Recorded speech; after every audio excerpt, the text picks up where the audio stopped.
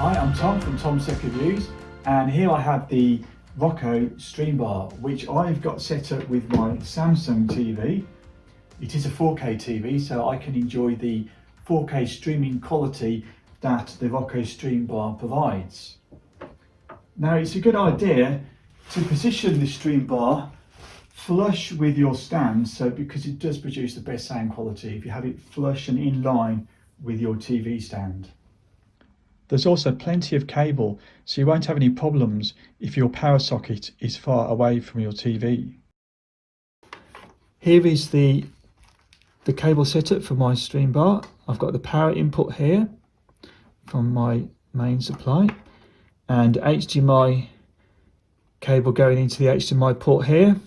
And the HDMI cable needs to go into the HDMI ARC port at the back of your TV.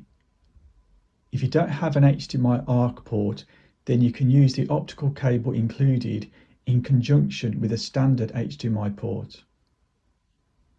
Now, this Roku Streambar is 6 centimeters in height, as you can see.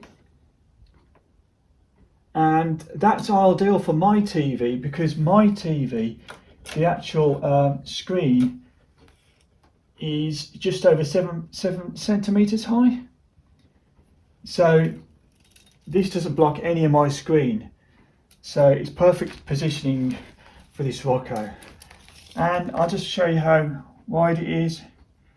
It's 35 centimeters across, so it's quite compact, and it feels really, it's got a nice weight to it, so you just feel a solid product.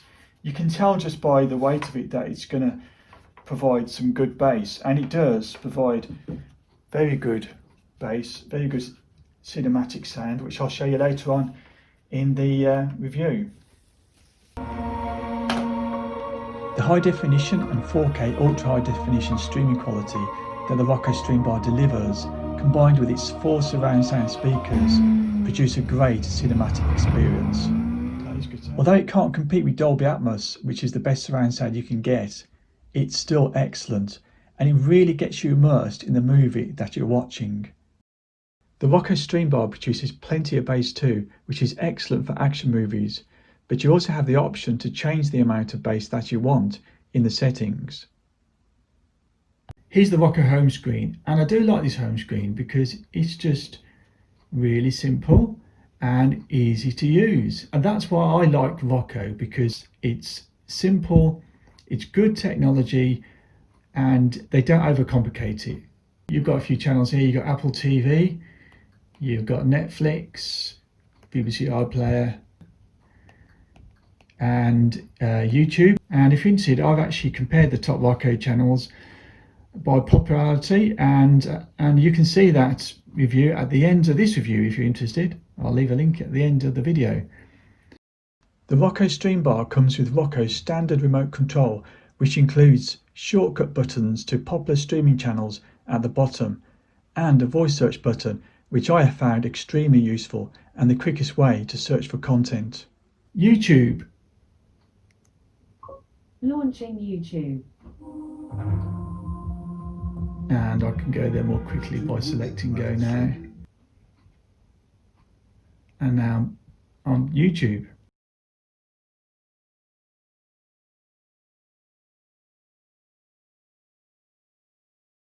But you can also search for movies using this search button as well. So let's try searching for a movie on Netflix. Godzilla on Netflix. There you go. So it does produce a search. So you can search for stuff here.